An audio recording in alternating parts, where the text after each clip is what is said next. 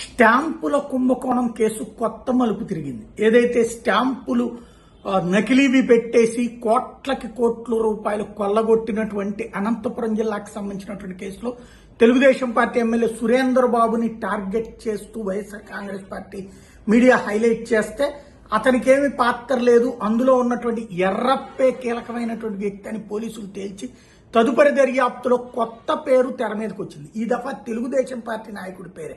మాజీ ఎమ్మెల్యే ఉన్నం హనుమంతరాయ చౌదరి కుమారుడు మారుతి దీని వెనకాల ఉన్నాడన్నటువంటి విషయం తేలింది. నిందితులతో మారుతి ఫోన్లో మాట్లాడినట్టు గుర్తించారు పోలీసులు.